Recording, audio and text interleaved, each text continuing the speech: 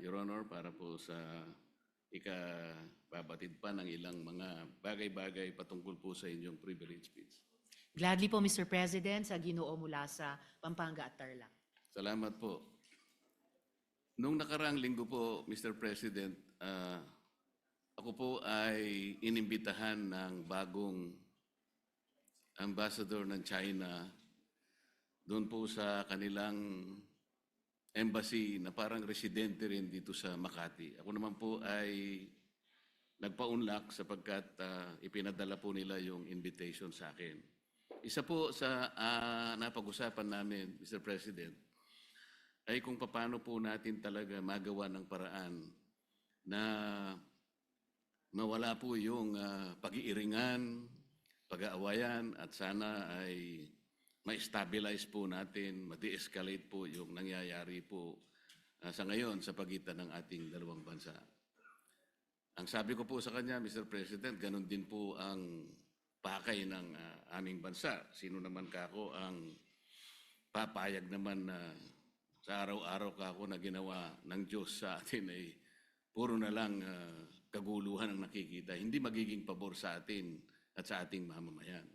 Ang sabi po niya sa akin, Mr. President, na ito po ay gusto ko ring ibahagi sa ating Honorable Risa Ontiveros, Senator Ontiveros, ay yung kanilang kagustuhan talaga maisantabi natin, yung dispute ngayon. Ang sabi ko sa kanya, bakit kasi nakikita natin yung mga barko ninyo, kung minsan binubomba ninyo ng tubig yung mga ilang mangingisda namin o kaya yung nagre-resupply ng aming provision sa Ayungin Shoal. Hindi ba natin may iwasan yun? Sabi kong gano'n sa kanya. Alam mo, sabi niya, Mr. President, nung panahon ng dating Pangulo, ginawa na natin yun. We have a relative peace nung panahon na yun. Ang problema sa ngayon ay, maski ikaw, makikita mo naman, binanggit niya po yung nangyari sa ginawa yata ng spokesperson ng Coast Guard. At ng Task Force West Philippine Sea. So yun po, na Mabuting Ginoo. sana naman ay pakaiwasan din natin yung gano'n sapagkat kung negative naman yung nakikita rin namin, hindi na naman po pwedeng hindi naman kami sumagot sapagkat ang ginawa naman nila ay they depicted our president in a very negative manner. 3 cartoons yun na siyempre Pangulo namin yun, hindi naman pwedeng hindi namin sansalain o sabihin man lang sa inyong pamahalaan, huwag naman ganito. Siguro, ang itatanong ko po sa inyo, Your Honor, si Ginoong Tariela po ba ang ating opisyal na tagapagsalita kung pag-uusapan ay ang relasyon ng ating bansa sa ibang mga bansa, particular na yung China? Salamat, Mr. President, at sa Mabuting Ginoo mula sa Pampanga at Tarlac. Sa pagkakaalam ko po, Mr. President, si Commodore Tariela ay spokesperson ng Task Force West Philippine Sea na binuo po batay sa polisiya ng buong gobyerno natin ng whole of government approach sa ganitong kahalagang usapin ng foreign policy. At dala po niya yung updated na dokumentasyon ng ating mga, kung may positibo at unfortunately mas maraming negatibong mga engagements ng gobyerno ng China sa ating karagatan, lalo na yung paghaharas po sa mga barko at mga ibang vessels ng Philippine Navy at Philippine Coast Guard, yung pagkait po sa ating mga mangingisda ng access sa kanilang kabuhayan sa traditional na fishing grounds natin, yung pag-i-interest din po nila sa ating mga gas and oil reserves sa ilalim ng ating karagatan. At sa lahat po, so far, nang nasaksihan ko pong mga pananalita ni Commodore Tariela, batid ko po ang kanilang paguyod talaga sa pambansang interes ng ating bansa.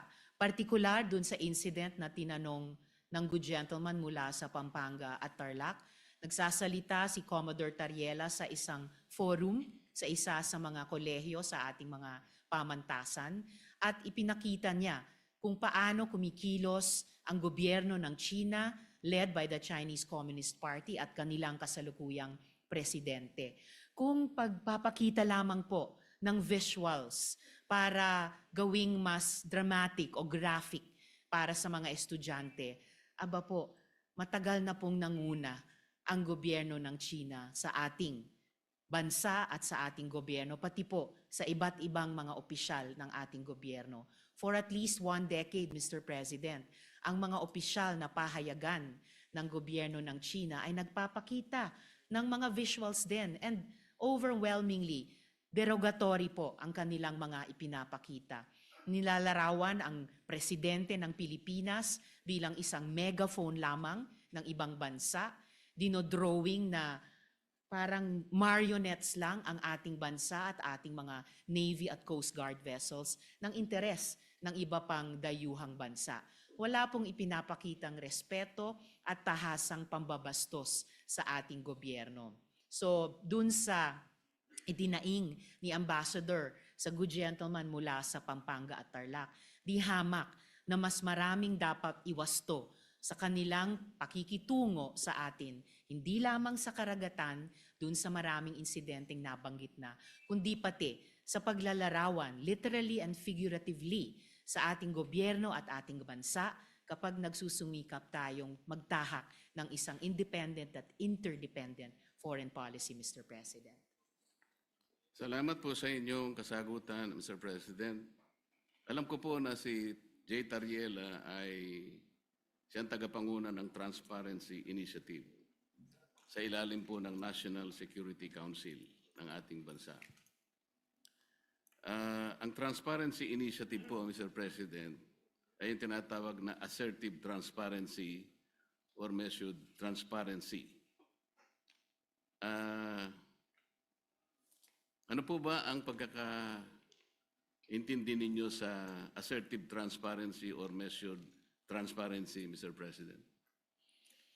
Sa pagkaintindi ko po, Mr. President, ang assertive transparency ay ibig sabihin, isa sa publiko, lahat ng mga importanteng engagement sa pagitan ng ating bansa at iba pang mga bansa, lalo na sa loob ng ating teritoryo. At particular dito, sa ating dynamic sa gobyerno ng China, ibig sabihin ay hindi magiging mahiyain ang ating gobyerno upang sabihin kapag nga may ganyang mga insidente tulad ng nagbunga ng pagkaputol ng daliri ng isang uniformed personnel natin, yung pansamantalang pagbulag at pagdinig sa ating mga personnel dahil gumagamit ng high-frequency radar o mga laser lights, at pati po yung gaya ng nabanggit na rin ng good gentleman mula sa Tarlac at Pampanga, yung pagkait na makaresupply tayo ng maayos sa ating mga personnel sa mga lugar sa loob ng ating karagatan at teritoryo. Na hindi tayo o hindi ang gobyerno magiging mahiyain sabihin ito sa ating publiko at pati sa regional at international community bilang mga bagay na lubos na ikinababahala at nais iwasto ng ating gobyerno, whether ang lehislatura o ang executive, Mr. President. Ang inyo pong binanggit, Mr. President, ay napapaloob dun sa definition ng assertive transparency. Ngunit kung inyo pong isasaalang-alang, Mr. President, yung assertive transparency, ito po yung merong strategic objective na sa bawat balita na ating isa sa publiko o ipapaalam sa ating mga kababayan, ay kinakailangan meron tayong kaparaanan para sa ganun ay matiyak natin na ang ating paglalahad o pagbibigay ng impormasyon sa publiko ay hindi magiging cause ng panic o kaya ay maaring ma-misinterpret ng publiko. Ibig sabihin, meron pong kaakibat na responsibilidad na maiwasan natin ang hindi pagkakaunawaan. Kasi pag nagkaroon po ng misinterpretation, lalo pong lalala ang isang maliit na problema. Yun nga ang nangyayari po sa atin ngayon, Mr. President, papalaki ng papalaki.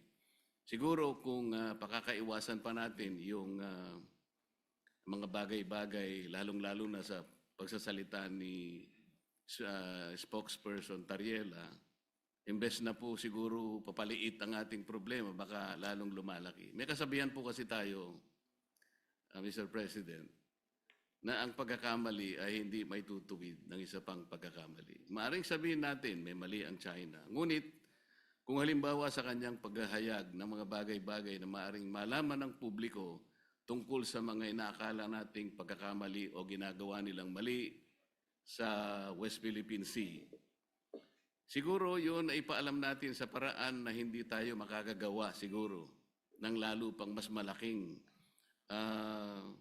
pagkakamali na katulad po ng ginawa niya. Kailangan po bang gumamit pa siya ng mga cartoon caricatures para ipakita niya ang Pangulo ng China sa isang negative at isang nakakahiyang mga pamamaraan. Alam po ninyo, Mr. President, dito sa ating tinatawag na West Philippine Sea na kinukuwenta nga nila yan, ito'y halos equivalent ng ating exclusive economic zone. Mas marami pa pong features ang Vietnam na okupado kaysa sa China. Meron din pong features na nasa loob ng ating West Philippine Sea na ngayon ay sinakop o occupied ng Malaysia. Tinanong nga ako ng Chinese ambassador, sana man lang o kaya gusto naming mangyari kung paano nyo pinakikitunguhan naman ang Vietnam sapagkat claimant din naman sila, pare-pareho tayong claimant. Sana hindi naman yung paraan na parang kami masyado naman kaming kontrabida. Yung Malaysia, nandun din naman. Pagpupunta rin naman yung barko ninyo doon, tinataboy din naman kayo. Totoo naman po yun, Mr. President. So, sa ganito pong mga sitwasyon, kaya ko po naitanong kanina, Mr. President, kung si Ginoong Tariela ang pinaka-spokesperson ng ating bansa, kung pinag-uusapan ay foreign relations.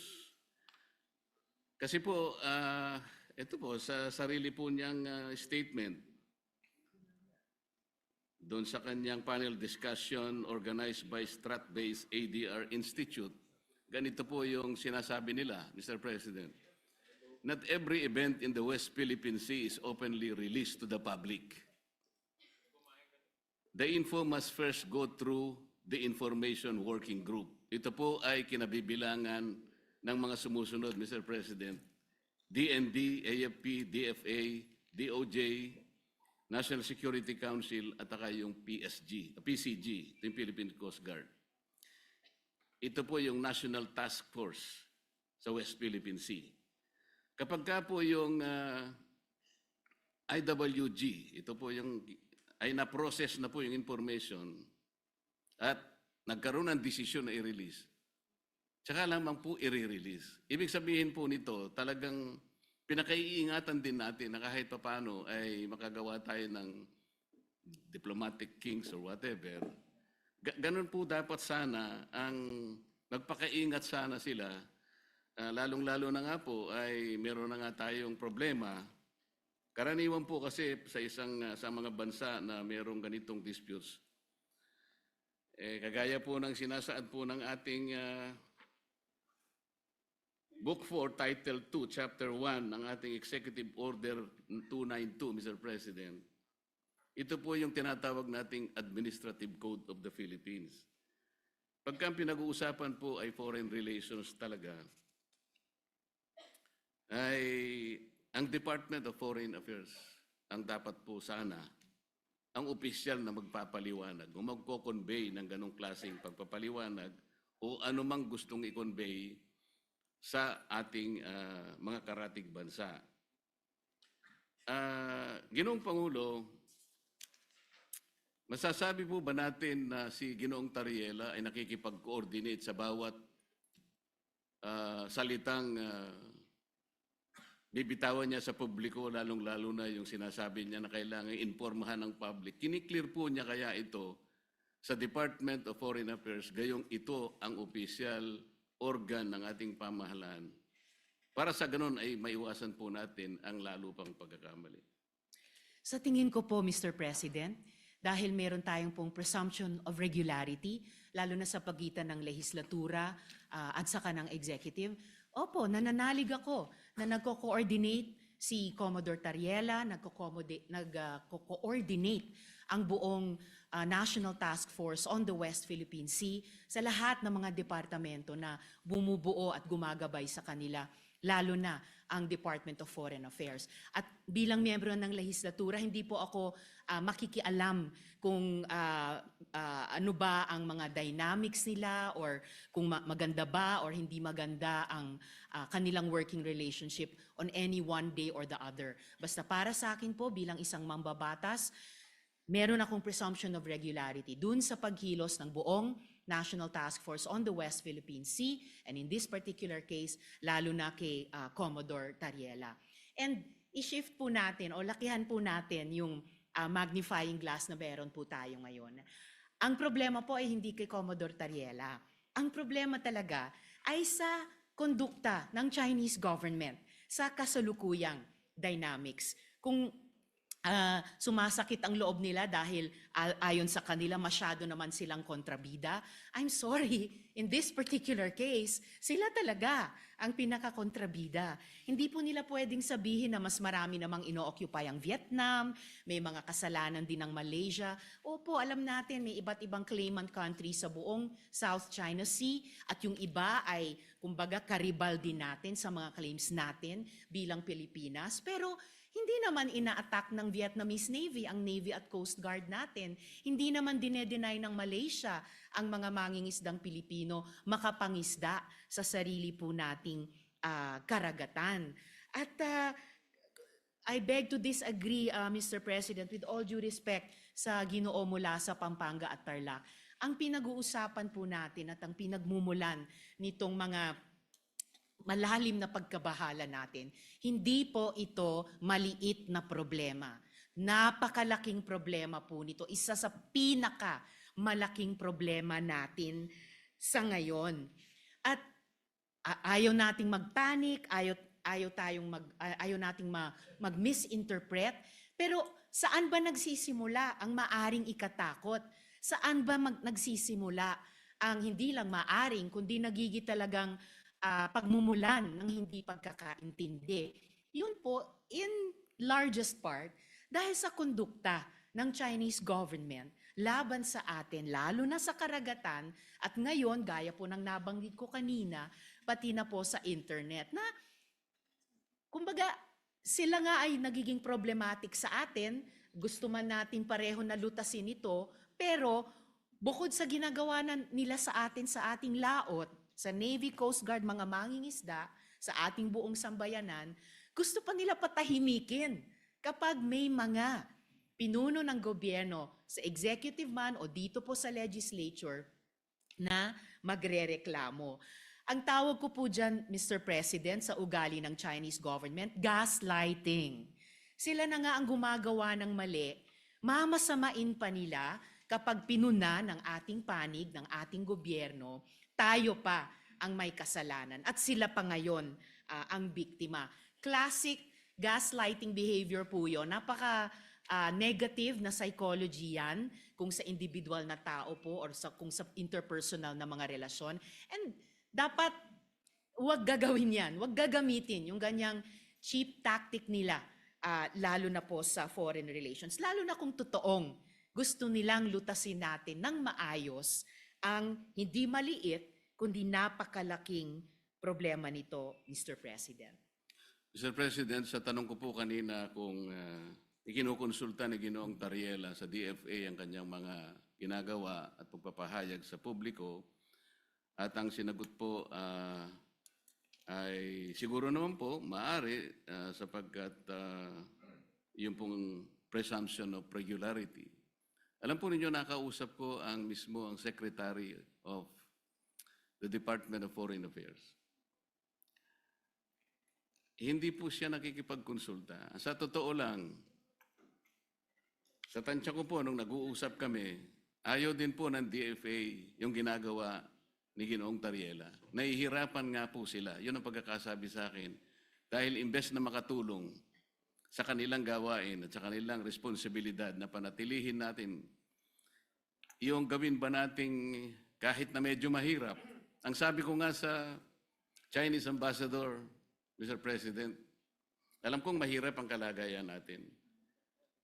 Pero kung papayag ka na ikaw baka ako naniniwala na pwede tayong magsimula na ang lahat ng isipin natin, lahat ng gawin natin ay mga bagay na pwede natin pagkaintindihan. Pwede tayong magkasundo. Doon tayo mauna. Iyan ba naniniwala ka? Naniniwala po sila, Mr. President.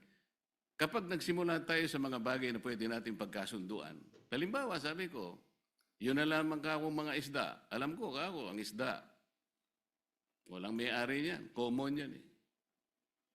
Yan pwede natin pag-umpisahan sa pamagitan ng traditional fishing rights. Sapagkat yung prinsipyo niyan, sabi ko ganyan, although it is covered by international law, hindi ka ako pinag-uusapan dyan ng teritoryo. Kasi kapag ka ang pag-uusapan, napunta na sa teritoryo, problematic na eh. Pero pag-usapan muna natin ang mga isda. Sabi ko sa kanya, Sir President, nagawa ninyo sa Vietnam, nagkaroon kayo ng gulo dyan. Pero bakit nyo nagawa? Nagkaroon kayo ng agreement na partisyon yung isang sukat ng karagatan doon sa Tonkin Gulf sa Vietnam. Nakagawa rin kayo ng ganyang klaseng pag-uusap at kontrata sa pagitan ng inyong bansa at ng Vietnam. Tungkol sa isda rin.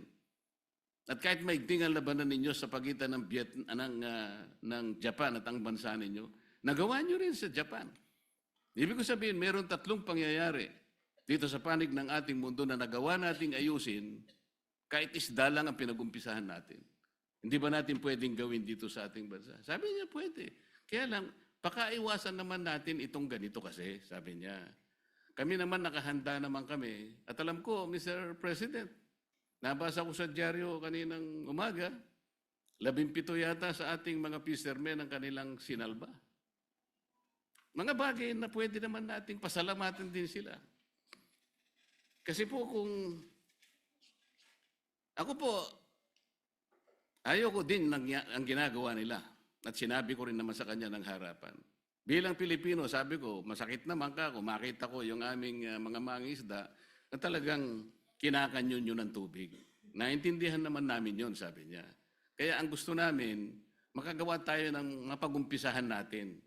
Ngayon, kung halimbawa si Commodore Tariela, habang nag-uusap tayo, nagpapakita ng ganitong mga memes at saka yung mga caricatures na negatibo, Mr. President, hindi po nakakatulong eh. So ano po ba yung ating moving forward? Wala na ba tayong gagawin kundi puro patutsadahan na lang? Hindi po makakabuti sa pagitan ng dalawang bansa natin. Kaya lang naman po ako tumayo para imungkahi ang ilang bagay-bagay sana na makakatulong. Maaring mahirap po sa umpisa. Ang imumungkahi ko nga po sana, Mr. President, kung meron po tayong panahon sa ating mga committee hearings, imbitahan po natin ang Coast Guard, ang Department of Foreign Affairs, at kung sino po ang may kinalaman dito sa West Philippine Sea, o kung tawagin po natin ay Exclusive Economic Zone, sa pagitan ng napaloob po sa South China Sea. Para po yung komplikasyon po dito na napakarami, kasi yung batas po natin at yung ating administrative issuance na nangyari sa mga nakarang araw at yung mga ginawa nating batas kamakailan lang, hindi ko nagkakamali, 2024, hindi po consistent talaga eh. Lilitaw po, meron tayong mga bansa, meron po tayong mga features na inoccupy natin. Labas po sa ating exclusive economic zone. Ipakikita po natin yun. Kasi kung wala tayong masusing pag-aaral, nababanggit ko nga po kung minsan, Mr. President, hanggang ngayon, wala po talagang malinaw na coordinates kung ano ba talaga ang pinaka-area ng ating West Philippine Sea o Exclusive Economic Zone. Siguro magsimula po tayo doon kasi yung iba, misinformation na po yung lumalabas eh. Napaka-komplikado po nito kung pag-uusapan po natin yung mga features na yan at kung ang magiging centerpiece po ng ating foreign policy, ipag-awayin na lang natin ang mga bato sa South China Sea. Palagay ko po, nalilihis po tayo. May malaki po sigurong mga dapat pag-usapan at napakalaki ng China, napakamayaman ng ekonomiya ng bansa na pwede po natin sigurong maging siguro kakampi sa mga darating pong mga panahon kung maisasantabi po natin ang mga sigalot na namamayani sa ating bansa. Maraming salamat po, Mr. President. Maraming salamat po sa ating Senator Risa sa pagkakataong ibinigay po sa inyong lingkod. Salamat po. Salamat po, Mr. President, at sa mabuting Ginoo mula sa Pampanga and Tarlac.